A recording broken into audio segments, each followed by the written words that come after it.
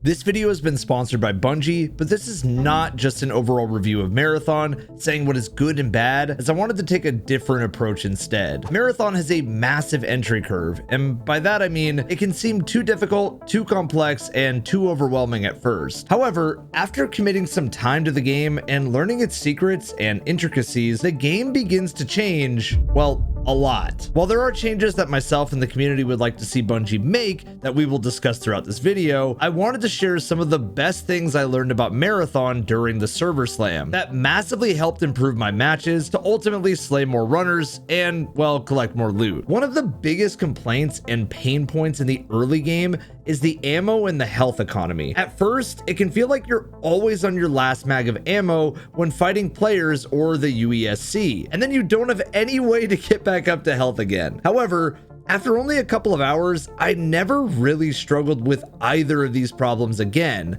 and here's why. Ammo, shield, and health can all be bought simply for credits in the armory, and making sure you leave matches with a full inventory and selling any junk is an easy way to make sure that your credits are always topped up. Credits can definitely run out fast though, however, but thankfully there is a different way to keep stocked up on the essentials. One of the biggest misunderstandings that led me to struggle with shields and health at first was ignoring the depleted consumables that can be found around the map. These are washed out variants of health supplies that can be found during, but not extracted from a match. While they don't reward as much health or shields as others, they're a great way to stay topped up, so make sure to prioritize using these first so you don't waste your valuable consumables. However, if you're struggling to find proper meds or ammo to take in with you, there's something else you can try. Lots of very common loot around the map can be traded in the armory for all ammo types as well as all health consumables. If you're struggling to remember all the different loot needed from certain trades, you can track materials and loot by hovering over them. In this way, they will be highlighted when you find them in matches. By completing contracts, you can begin to upgrade each faction, which then unlocks more powerful, cheaper, and more desirable trades in the armory, so you don't have to solely rely on loot that you find during a match. With all of that being said, I would like to see Bungie increase ammo, shield, and health pack drops from the PvE enemies around the map. Currently, it feels like the PvE enemies are the main suck of ammo and health, yet they reward almost nothing in return. Farming bots for ammo, or at least getting a smaller amount of ammo back, would help encourage engaging with them and make them feel less of a nuisance once they start fighting you, as there's really nothing more annoying than having all of your ammo and health drained by the AI just to get run up on by a full team. Another easy pain point to encounter at the start is just an overall lack of loot. Marathon, just like any other extraction shooter, has a massive snowball effect. A few good runs can leave your vault overflowing, while a few bad ones can leave you staring at a free sponsored kit right down the barrel, and in both circumstances, I have some key pieces of advice. Prioritizing contract completions is an absolute must for progression, but especially if you're low on loot. I've had contracts reward multiple shields, multiple backpacks, as well as loads of weapons and meds for just scanning or finding locations around the map. And these are rewards on top of the upgrade progression that you're making anyway. After just a few successful quest completions, I found my vault full with the same loot I was struggling to find just a couple of hours before. However, this created another common struggle in and of itself. Avoiding death for a few runs can lead to vault space to fill up fast, which can feel super frustrating as you find yourself selling things that you really want to keep. Thankfully, there's a couple of ways to minimize this. First of all, making sure to upgrade your vault space with the factions, that's key. The first upgrade is relatively easy and just requires credits and common material, and once again, this material can be tracked so you never forget to pick it up when you find it. However, the most impactful thing I found to save vault space is a secret little trick that most don't realize. When you complete a contract or a rank up, you can progress onto the next without actually transferring its rewards to your vault, and instead it stays with the faction until you manually claim it. Like most people, I was just blindly claiming loot at the start, but after a few hours, I began waiting to claim it until I actually needed a kit. It was also quite a nice surprise to have some emergency gear that I forgot about waiting for me after I'd had a few difficult runs in a row. Marathon's main selling point is ultimately its PvP, and while the actual feel of the gunplay seems pretty universally loved, there's a bit of a divide when it comes to discussion around the frequency and type of PvP fights they're facing. In my first 10 hours of playing, I genuinely think I only had 2 matches where I didn't find any other players at all. Some matches I saw only 1 other team, whereas others I faced up to 3 or 4 teams throughout the run. However, if you're thirsting for more blue blood and fights in Marathon, I recommend trying your best to recognize and learn the spawns of each map. After a couple of days of playing, it felt like we'd spawned at most of the locations on both Perimeter and Dire Marsh, and we used this to our advantage as a way to hunt down players during the early stages of the match, which nearly always led to early game fights if we wanted to force them. Furthermore, if you want more fights, you have to be aggressive and accept that you're probably gonna die sometimes. Gear fear is really common in extraction shooters, especially for those who aren't super familiar to the genre, but it's something you must try to avoid to maximize your enjoyment in this genre of game. Losing good weapons,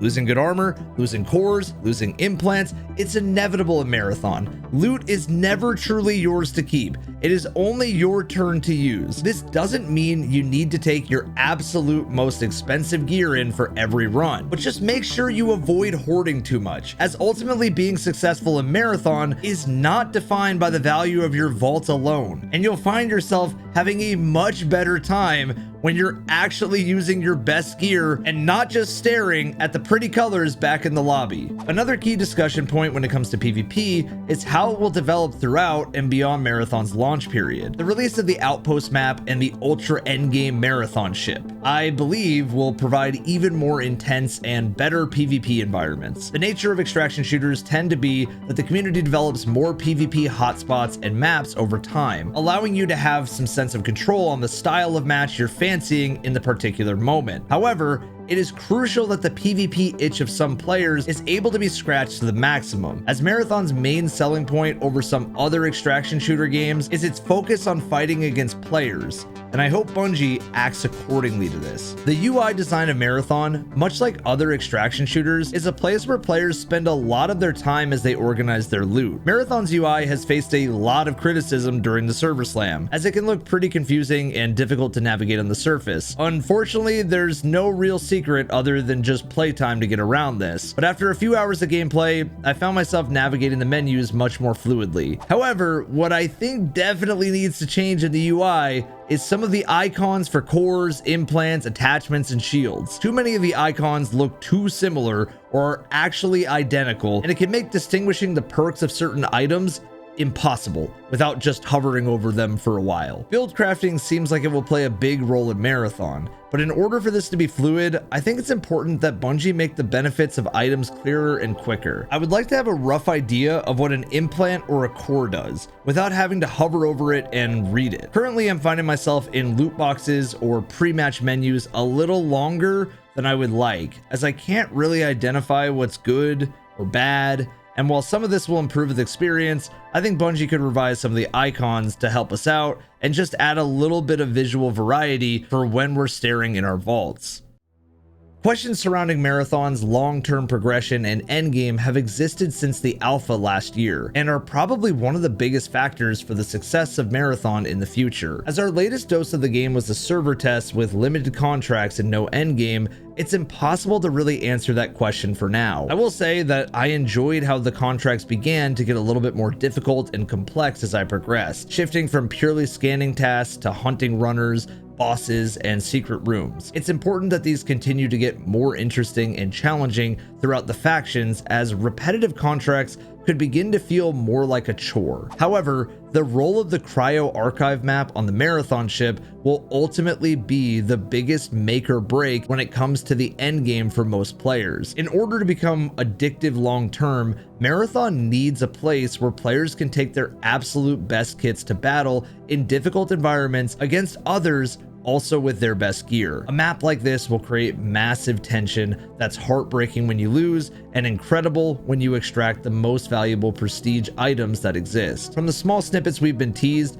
that looks like exactly what Cryo Archives will be, as Bungie has described this map as a place filled with fully geared UESC and raid-like security measures, as well as the locations having an entity even the UESC fears. But only time will tell how this actually looks in game. The final thing I want to discuss is something very important to the success of all games nowadays: the solo experience. While Marathon is a game built with trios in mind, I'm pleased to see that Bungie's mindset has shifted a little bit more towards the needs of solo players since the alpha back in May. Solo players can now choose to match with duos to create a team of 3, or they can go in on their own and only face other solos, which is absolutely massive for creating an incentive for people to play when their buddies aren't online. Bungie has also made another big addition for solo players since the alpha, creating the Rook character. When playing as Rook, you're thrown in halfway through a match with a very basic kit, and the goal to essentially just scavenge from dead bodies or the loot left on the map, with Rook also being able to stop UESC robots from being hostile as a way to aid with the scavenging. A character like this is great for a range of players, from those who are new and just looking to learn the ropes, to those who are just looking for a quick, more casual run without the commitment of gearing up. Although I would like to see Bungie add a feature where other players can revive down Rooks, or maybe just where Rooks can revive each other, as I feel like it would be a fun community feature that incentivizes the use of proximity chat way more than it's currently being utilized. I hope these tips have helped you fast track your progression and your enjoyment of Marathon, and I'm excited to see how the game evolves throughout its life cycle. I hope Bungie takes feedback seriously following the server slam and supports the game as much as it deserves. You can check the link below to purchase Marathon today and come join me on Tau Ceti. Thank you guys so much for watching, and have a nice day.